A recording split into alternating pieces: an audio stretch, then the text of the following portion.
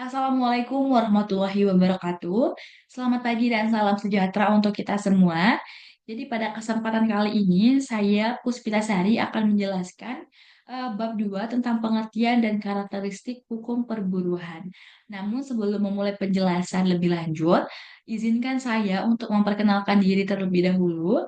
Sebelumnya mohon izin Bapak perkenalkan saya Puspitasari dengan NIM 0701 12823281159. Saya merupakan dari kelas E atau L5 di Indralaya. Nah, dalam mata kuliah Sistem Hukum Indonesia dengan dosen pengampu Bapak Ar-Rahman Syafebi SIP MSI. Nah, Bapak di dalam kesempatan kali ini saya memilih tentang bab 2 yaitu pengertian dan juga karakteristik hukum perburuhan. Mungkin dalam PPT ini saya akan menjelaskan dua pokok pembahasan utama. Yang pertama yaitu pengertian hukum perburuhan, karakteristik hukum perburuhan. Nah, di sini saya akan menjelaskan pokok pembahasan ini melalui buku yang sudah di-share dari teman-teman saya dan kemudian saya membuat PPT ini dengan hasil rangkuman saya. Selanjutnya pokok pembahasan pertama yaitu adanya pengertian hukum perburuan. Hukum perburuhan adalah himpunan peraturan, baik tertulis maupun tidak, yang berkenaan dengan kejadian di mana seseorang bekerja pada orang lain dengan menerima upah. Nah, di sini menurut buku tersebut, Profesor Iman Supomo, sarjana hukum, pengantar hukum perburuhan di Jambat 1980 dalam halaman 3, mereka menyatakan bahwasanya ada beberapa pendapat para ahli mengenai hukum ketenagakerjaan. Hukum ketenagakerjaan ini meliputi pendapat para ahli. Di sini saya mengambil tiga pendapat para ahli, yaitu yang pertama, menurut Molenar, hukum ketenagakerjaan adalah bagian dari hukum yang berlaku pada pokok yang mengatur hubungan antara tenaga kerja dan pengusaha, antara tenaga kerja dengan tenaga kerja, dan antara tenaga kerja dengan penguasa. Kemudian menurut para ahli selanjutnya yaitu menurut Mr. M.G. Levenbach, hukum ketenagakerjaan atau Arbeitsrecht adalah hukum yang berkenaan dengan hubungan kerja, di mana pekerjaan itu dilakukan di bawah pimpinan dan dengan keadaan penghidupan yang langsung bersangkut paut dengan hubungan kerjaan itu. Yang ketiga adanya menurut Mr. Nehyan Espel, hukum ketenagakerjaan tidak hanya meliputi hubungan kerja di mana pekerjaan dilakukan di bawah pimpinan, tetapi meliputi pula pekerjaan yang dilakukan oleh suap pekerja yang melakukan pekerjaan atas. Nah, dari menurut pendapat ahli tersebut dapat disimpulkan bahwasanya hukum ketenagaan kerja ini adalah merupakan sebuah bagian dari hukum di mana pokoknya ini mengatur hubungan antara pimpinan dan juga tenaga kerja yang berhubungan dengan lingkungan pekerjaan tersebut, di mana melakukan hubungan yang sangat secara langsung dan juga bersangkut paut dalam kegiatannya.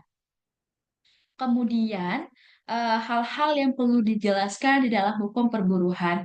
Yang pertama, di sini adanya himpunan peraturan.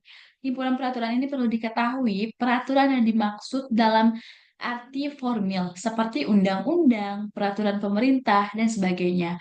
Ketentuan yang berupa aturan yang tidak tertulis itu berbentuk kebiasaan atau dalam tafsiran, berdasarkan kaidah-kaidah atau dalil-dalil masih banyak dikemukakan dalam perburuhan. Nah, selanjutnya yaitu bekerja atau melakukan pekerjaan pada orang lain. Maksudnya adalah melakukan pekerjaan di bawah pimpinan pihak lainnya. Yang ketiga yaitu dengan menerima upah. Upah merupakan imbalan dari pihak majikan yang telah menerima pekerjaan dari buruh dan umumnya tujuan buruh untuk melakukan pekerjaan, kecuali dalam hal pekerja magang. Yang keempat yaitu adanya hubungan buruh dan majikan. Hubungan buruh dan majikan ini berkenaan dengan sakit, mendapat kecelakaan, cuti, jaminan sosial, dan lain-lain. Kemudian selanjutnya itu apa sih karakteristik dari hukum perburuhan?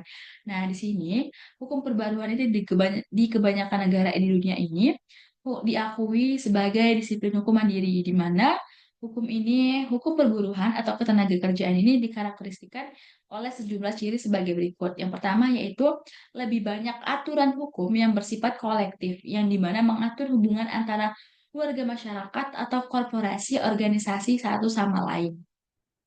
Nah, di sini adanya masih membahas tentang karakteristik hukum perburuhan. Di sini sebelah kiri saya menjelaskan apa saja konteks yang termasuk dalam karakteristik hukum perburuhan.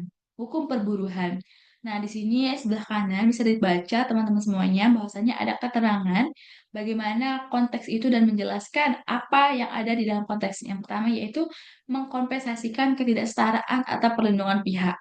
Sini berbeda dengan titik tolak prinsip dasar hukum keperdataan, kesetaraan pada pihak. Sebaliknya, hukum perburuhan beranjak dari pengakuan bahwa seluruh buruh dalam realitas relasi ekonomi bukanlah pihak yang berkedudukan setara dengan majikan. Yang kedua yaitu dalam perselisihan perburuhan. Tugas pengadilan di sini untuk menyeimbangkan kedudukan hukum para pihak yang bersengketa. Dicapai dengan membantu buruh, yakni mengalihkan beban pembuktian hukum perburuan dapat dipandang sebagai bagian hukum keperdataan maupun hukum publik. Yang ketiga yaitu dalam konteks tingkat keefektifan. Tidak penting aturan itu masuk ke dalam hukuman ranah hukum publik ataupun hukum perdata. Yang penting adalah bagaimana aturan tersebut dapat mengatur secara efektif untuk pihak-pihak yang digunakan dalam hukum perburuhan ini. Nah, menurut teman-teman semuanya, bagaimana mendapatkan pemahaman utuh dari hukum perburuhan? Di sini saya jelaskan sedikit bahwasanya hal-hal yang harus dilakukan adalah teman-teman semuanya harus mempelajari semua bidang hukum serta mencermati bagaimana hukum perburuhan dengan berbagai perspektif yang berbeda. Nah, di sini bagaimana kita melaksanakannya adalah kita harus mengetahui bagaimana sistem khusus berkenaan dengan penegakan hukum perburuhan memiliki sejumlah ciri khusus. Kemudian di banyak negara kita harus mengetahui bagaimana kita dapat menemukan inspektorat perburuhan bertanggung jawab untuk mengawasi implementasi dan penegakan diri bagian-bagian tertentu hukum perburuhan. Yang ketiga, hukum pidana ini maupun hukum administrasi harus didayagunakan untuk menegakkan bagian-bagian hukum publik dari aturan dalam hukum perburuhan.